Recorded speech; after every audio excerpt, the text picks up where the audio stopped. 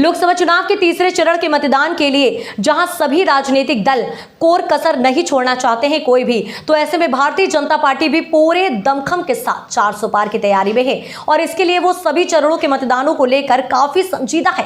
तीसरे चरण के मतदान को लेकर बरेली में केंद्रीय गृह मंत्री अमित शाह ने बरेली में चुनावी जनसभा को संबोधित किया, तो साथ ही भाजपा के पक्ष में मतदान की अपील करते हुए विपक्षियों को निशाने पर लिया। जय श्री राम के उद्घोष के साथ गृह मंत्री अमित शाह ने जहां अपने भाषण की शुरुआत की, तो वहीं उन्होंने नाथ नगरी के बाबा अलकनाथ और बाबा त्रिविटीनाथ को प्रणाम कर लोगों से जुड़ने का प्रयास किया। इस दौरान अमित शाह ने कहा कि हमारे सामने इंडिया गठबंधन चुनाव लड़ रहा है।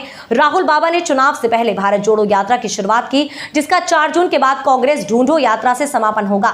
इस बार नरेंद्र मोदी 400 से बहुत आगे निकल रहे हैं। आम जनता नरेंद्र मोदी को प्रधानमंत्री बनाने का सपना देख चुकी है।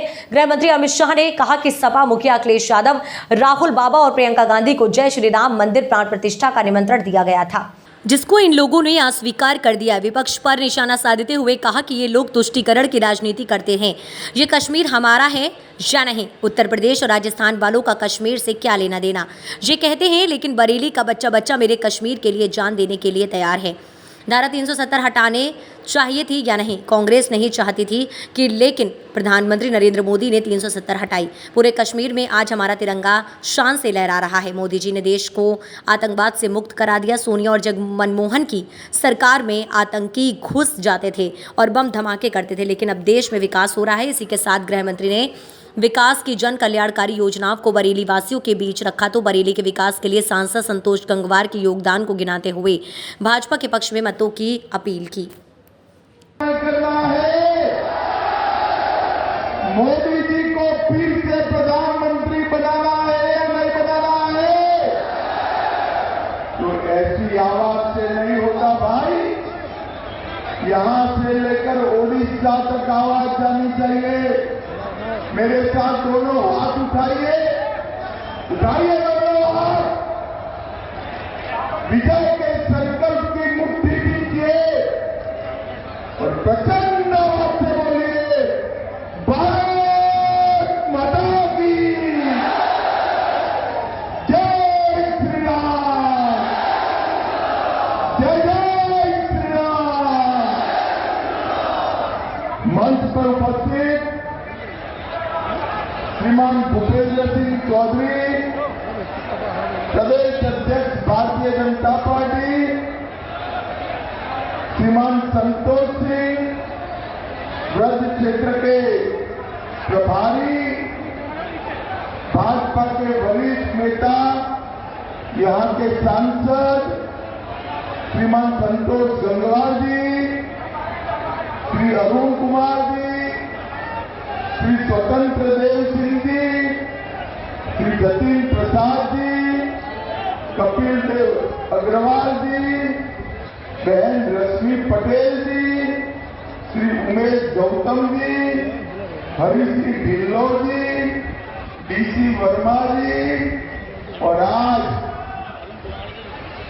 बरेली के इस विशाल कार्यक्रम में आए हुए प्यारे भाइयों, बहनों, माताओं और मेरे जिगर के टुकड़े जैसे युवा मित्रों, आप सभी को नमस्कार।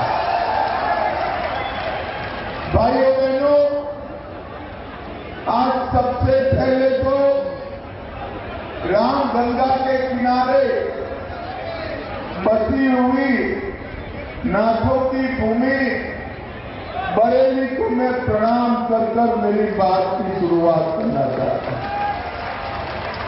बड़ा बाग हनुमान मंदिर, बाबा अलकनाथ, त्रिविटीनाथ और सातों शिव मंदिर को मनपूर्वक प्रणाम कर मेरी बात की शुरुआत करता। ये क्षेत्र महाभारतकालीन पंचाल क्षेत्र के नाम से जाना जाता है और महान पांचाली द्रौपदी की जन्मभूमि को मैं मनपूर्वक सत प्रणाम कर मेरी बात की शुरुआत। भाइयों और बहनों, हमारे सामने एक समझिए गठबंधन इंडी अलायंस चुनाव लड़ रहा है। इनके साहबजादे राहुल बाबा ने चुनाव की शुरुआत भारत जोड़ो यात्रा से की थी, मगर मैं आज बरेली में कहकर जाता हूं, शुरुआत भारत जोड़ो यात्रा से की थी। 4 जून के बाद कांग्रेस ढूंढो यात्रा से इसका समापन होने वाला है। 2 चरण के चुनाव में एक कांग्रेस पार्टी दूरबीन लेकर नजर में नहीं आ रही है और नरेंद्र मोदी सेंचुरी मारकर 400 की आर बहुत आगे निकल गए।